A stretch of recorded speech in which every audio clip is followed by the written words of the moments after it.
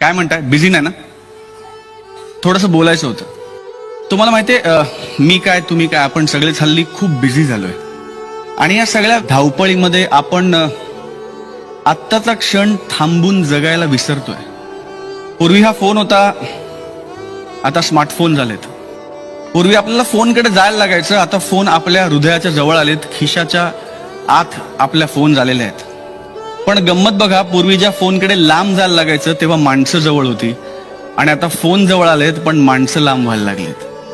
पूर्वी लोकांना फोन करायचो, त्यांची वाट बघायचो, त्यांच्यातला खरेपणा इमिजिएटली हॅलोवरनं कळायचा. माझा मित्र इथे बसलाय, तो मला सांगतो की त्यांनी हॅलो म्हटलं की मला कळतं की त्याच्या आयुष्यात काय चाललंय. प्रॉब्लेम अशा मित्र असण्याचा किंवा नसण्याचा नाहीये. प्रॉब्लेम हा आहे की आपल्याला कळतं की समोरच्याच्या मनात काय चाललंय, पण त्याची दखल घ्यायला आपल्याकडे वेळ नाहीये. काही गोष्टी तुमच्या बाजूने घडतील, काही गोष्टी तुमच्या विरोधात जातील, काही गोष्टी चांगल्या घडतील, काही गोष्टी वाईट घडतील.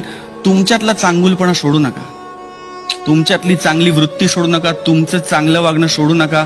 बिलीव्ह यू मी, शेवटी सत्याचा विजय होतो, पण शेवटी सत्याचाच विजय होतो.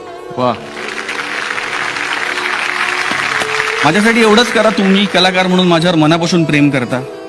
उद्यापासून थोडंसं प्रेम स्वतःवर पण करायला लागा, आणि बघा जग किती सुंदर आहे.